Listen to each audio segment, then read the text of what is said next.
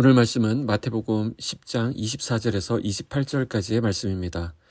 제자가 그 선생보다 또는 종이 그 상전보다 높지 못하나니 제자가 그 선생 같고 종이 그 상전 같으면 족하도다. 집 주인을 바알세불이라 하였거든 하물며 그 집 사람들이랴. 그런즉 그들을 두려워하지 말라. 감추인 것이 드러나지 않을 것이 없고 숨은 것이 알려지지 않을 것이 없느니라. 내가 너희에게 어두운 데서 이르는 것을 광명한 데서 말하며 너희가 귓속말로 듣는 것을 집 위에서 전파하라. 몸은 죽여도 영혼은 능히 죽이지 못하는 자들을 두려워하지 말고 오직 몸과 영혼을 능히 지옥에 멸하실 수 있는 이를 두려워하라. 아멘. 할렐루야. 주 안에서 아름다운 날입니다. 그리고 하나님이 하실 일들이 기대되는 날입니다. 말씀으로 오늘 바로 들어가겠습니다. 오늘 본문은 그냥 읽으면 매우 난해한 본문입니다. 더구나 새벽에 묵상하면 더욱 헷갈릴 수 있는 그런 내용입니다.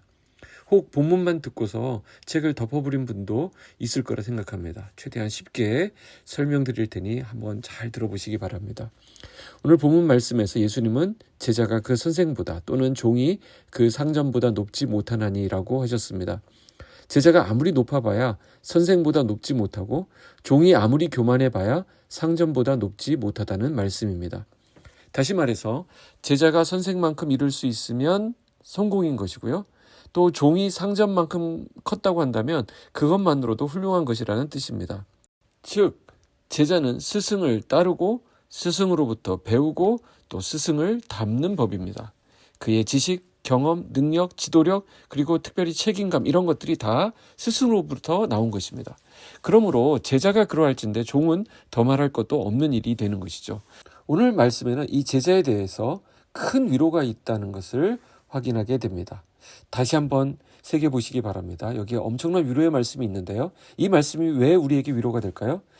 주님의 말씀은 이와 같습니다. 너희가 환난도 당하겠고 숱한 어려움도 당하겠지만 염려할 것 없다는 것입니다. 왜? 내가 너희의 스승이고 내가 가르쳤으니 그 책임을 내가 지겠다라는 것입니다. 내가 가르친 바대로 행하면서 당하는 고난은 내가 책임지겠다라는 것입니다. 얼마나 위로가 됩니까? 너희는 내 제자이기 때문에 염려하지 말라는 것이죠. 모든 책임을 주님이 지신다는 것입니다. 앞날에 대해서도 책임지신다는 것입니다. 그렇기 때문에 우리는 주님을 따라가는 충실한 제자가 되면 되는 것입니다. 내가 내 운명까지 책임지려고 할 필요가 없습니다. 세상 일을 혼자 다 짊어지고 가는 것처럼 할 필요도 없습니다. 하나님이 우리의 길을 책임져 주시기 때문입니다. 그런데 그 다음에 나오는 말이 좀 헷갈립니다. 집주인을 바알세불이라 하였거든. 자, 이것은 당시 유대 사회에서 유행하던 언어 유희인데요. 자, 이걸 잘 이해해야 됩니다. 바알세불이라고 하는 말은 원래 그 집의 주인을 뜻하는 단어입니다. 그런데 바알이라는 말이 주인이라는 뜻이기도 하지만 가나안의 대표적인 신을 말하기도 하고 세불이라고 하는 말은 거처 혹은 집이라는 뜻이 있기 때문에 당시 바리새인들은 예수님의 공동체를 귀신들의 집단이라고 멸시하기 위해 이런 말을 만들어낸 것입니다. 결국 바리새인들이 내세우고 있는 논리가 참 한심합니다. 예수님께서 어떤 일을 하셨나요?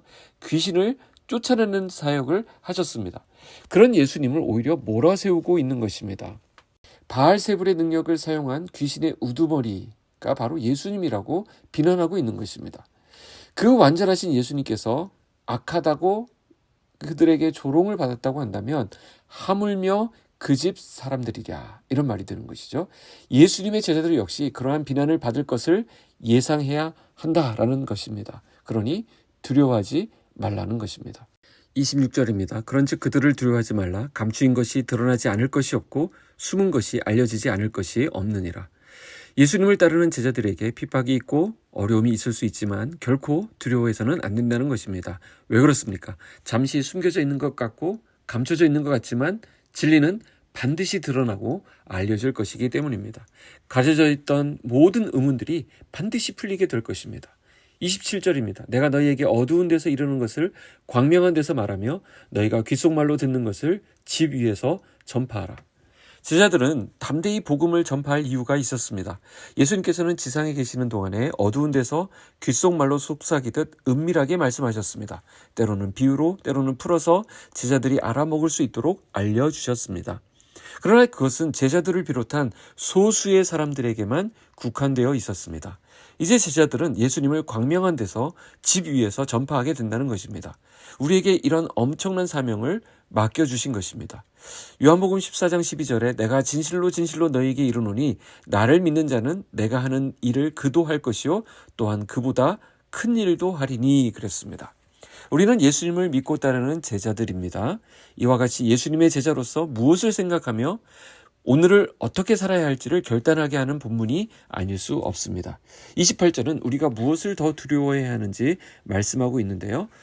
28절입니다. 몸은 죽여도 영혼은 능히 죽이지 못하는 자들을 두려워하지 말고 오직 몸과 영혼을 능히 지옥에 멸하실 수 있는 이를 두려워하라. 자, 겨우 몸 하나 해칠 수밖에 없는 이 세상을 두려워해서는 안 된다는 것입니다. 그것도 하나님이 허락하지 않으면 어림도 없는 일입니다. 아무리 그들이 발악을 한다 하더라도 우리의 영혼은 죽이지 못합니다. 우리의 몸과 영혼은 하나님이 주관하시는 것이죠.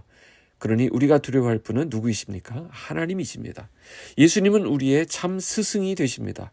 우리가 겪게 될 환난과 핍박은 나 혼자 겪게 되는 게 아니라는 것이죠. 우리의 스승 되신 예수님께서 이미 그 고난을 당하셨습니다. 죄 없는 하나님의 아들께서 십자가에 죽으셨습니다. 이 고난의 의미를 안다면 나 같은 죄인이 고난당하는 것이 무슨 문제가 되겠습니까? 욕 좀 먹으면 어떻습니까?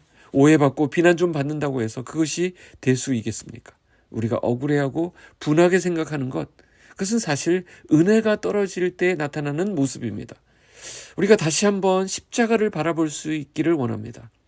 내가 예수님의 제자이기 때문에 주님의 그 고난에 참여하는 것이 얼마나 귀한 일이 되는지 생각할 수 있는 이 아침이 되기를 원합니다. 우리가 그리스도와 함께 고난을 받으면 그리스도와 함께 영광을 누리게 될 것입니다. 요한복음 16장 33절은 이렇게 격려합니다. 세상에서는 너희가 환난을 당하나 담대하라. 내가 세상을 이기었노라. 기도하겠습니다. 사랑의 하나님 아버지 감사합니다. 오늘 이 말씀을 통해 우리를 새롭게 하시고 깨우쳐 주시니 감사합니다. 주님을 따르는 우리 인생길에 고난을 주실 때 그것은 우리를 망하게 하시기 위한 것이 아니라 우리를 성장시키기 위한 주님의 사랑임을 오늘 말씀을 통해 깨닫습니다.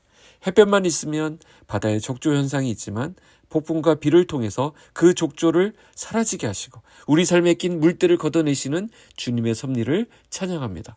우리 앞서가신 주님을 믿음으로 잘 따라가는 주님의 신실한 제자 되기를 원합니다. 사랑으로 우리의 걸음을 인도하여 주시옵소서. 예수님의 이름으로 기도하옵나이다. 아멘.